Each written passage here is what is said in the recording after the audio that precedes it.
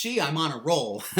um, Welcome back. If you've been here before, I'm on a roll, as you can tell from my attire. Um, I'm waiting for this second or third video. I lost count in the last few that I've recorded in the last few minutes. I was thinking about. I was watching a video about somebody who was depressed and getting through depressive feelings and so forth, and I'm thinking back to this wonderful prank video I had watched. It was actually a mini series by William Shatner. Now, William Shatner, as you may know, sorry if my skin is blinding you. That's because it's not because I have this great wisdom that's glowing and eager to come out of my skin. It's just the lighting conditions. It's like midnight or something. It's actually like 9:10 military time clock here, but anyway, it should be 9:10. Um, anyway, William Shatner played Kirk in Star Trek, which is a very optimistic show, and he has a very jovial attitude, very jovial aura about him. And he was also in Boston Public. He played, I think, Craig. I can't remember his character's name. He was very funny in that.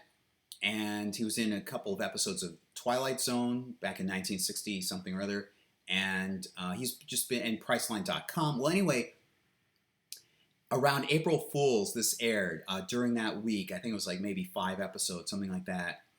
And I'm glad it was. I don't know if it's still available on DVD. I know before it was officially available on DVD, it was released as a bootleg, and I'd seen it the first time around, and then I was able to buy the bootleg, and then Shirley, when the don't call me Shirley, I am serious, and don't call me Shirley. I may now be copy struck by Paramount, whoever owns the movie Airplane, rights to Airplane. Anyway, I'm sorry. No, I'm not really. The official DVD release came out, and then I bought that. So, okay, so what is this? William Shatner is famous for playing Captain Kirk, and then became Admiral Kirk, and then back to Captain, and then he died, and so on. So, in Star Trek 4, he mentions, "Oh, I'm from Iowa. I only work in outer space." Great movie, by the way. It's the first movie that really launched me into becoming a Star Trek fan. It's very relatable. It takes place. They go back in time to 20th century Earth. It has a lot of comedy and drama and so forth. Good movie, especially if you're not really a Star Trek fan. If you're just getting in, you maybe trying out Star Trek. That's a good movie to watch. Okay, so he says, "No, I'm from Iowa. I only work in outer space." So somewhere, some town in Iowa just declared. Oh, I think the mayor was doing it. Basically, I think as a publicity stunt. He declared, "Oh, Riverside declared." The mayor of Riverside declared. I think it's the mayor declared, "This is the future birthplace of Captain Kirk." So that's Captain Kirk, not William Shatner, by the way. So.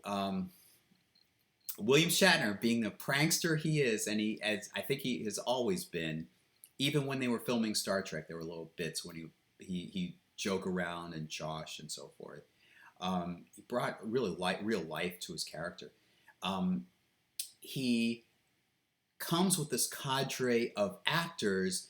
Get this. Each actor is claiming to be a different actor. In other words, he comes with a young blonde actress who goes by a different name. Like, she won't give out her real name because this is this is a prank on the people of Riverside. So she goes by a different name, and the thing is that she's a ditzy actress, young actress, and about to be starlet. And there's another actor who's claiming to be William Shatner's spiritual guru, and there are a bunch of other people who come with alternate identities, claiming to be somebody else. And so it's done in light fun.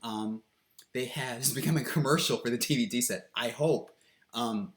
So he comes with this entourage under the auspices of filming like a made-for-TV movie for the Sci-Fi Channel. I believe it's actually aired on the Sci-Fi Channel.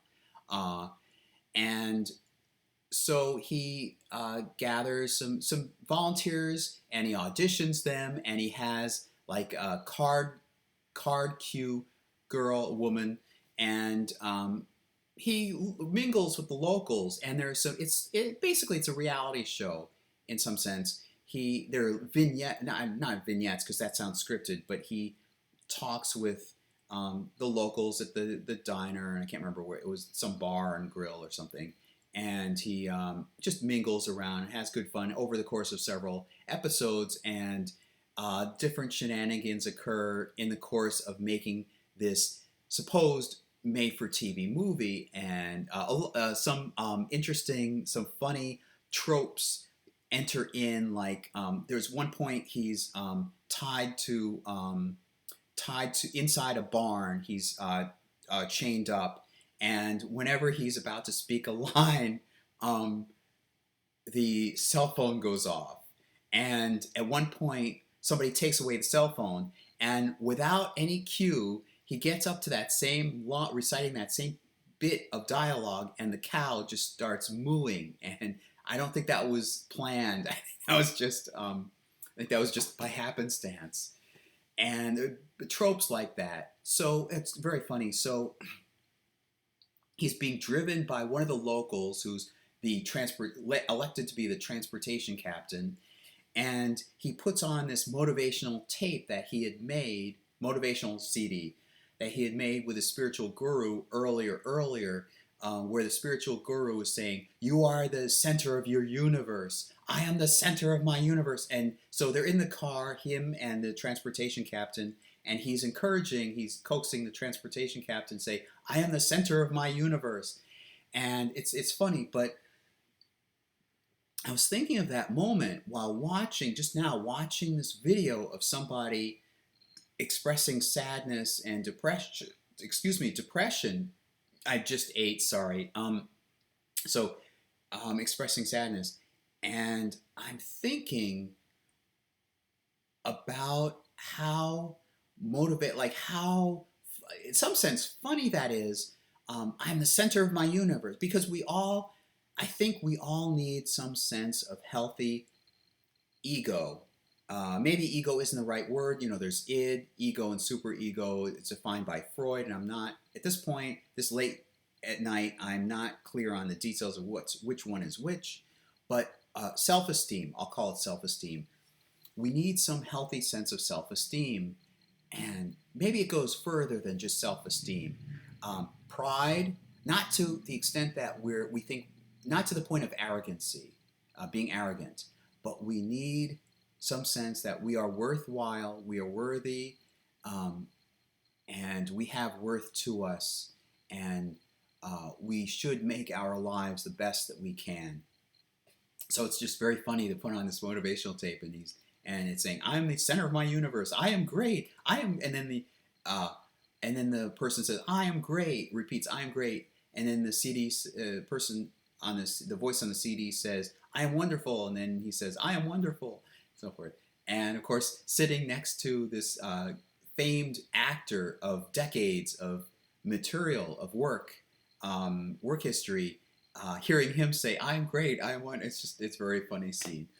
And I'm guessing that William Shatner was cognizant of that at the time, but he doesn't let on about it. Anyway, so I wanted to understand William Shatner better, not just the anecdotes about how he was born in the I think it was 1930s or something, or where he lived, or how he started his career, or who his parents are, but personality-wise, what enabled him to keep this sense of humor and this joviality and this fun-loving attitude about life. I own, as you can imagine, I own several documentaries about Star Trek. One of them, I think it was in Trekkies, and at this point, he's comfortable in his life, just like his pal Leonard Nimoy. They probably both had some sense of uncertain sense during their early acting career years where they, they had a stint for maybe a week or something, or low paying and jobs, and Leonard Nimoy drove a taxi cab and who knows what. And then, fortunately, Star Trek actually, as I understand it, after Star Trek, it lasted 3 seasons, and from 1966 to 69, and then they were off, and they would get residuals, according to an episode of the Tomorrow Show hosted by Tom Snyder around 1976, I think was the year. Several of them came on, and James Doohan, who played Scotty, said, "Oh, they didn't get paid. They were paid only for the first few residuals, and then after that, they weren't paid at all." So maybe 6 or 7 residual, like 6 or 7 times the episode would air on TV. Maybe even that much, they would be paid residuals, and then that's it. And then, so basically, you did your one time, you got paid a little bit, and then you had to move on to other things. So William Shatner did, I think, a few made-for-TV movies. From what I read of my other interest in terms of UFOs, he William Shatner, feel free, if you think that I am incorrect in any of my details, feel free to comment below, or you could even message me privately and we'll talk, okay?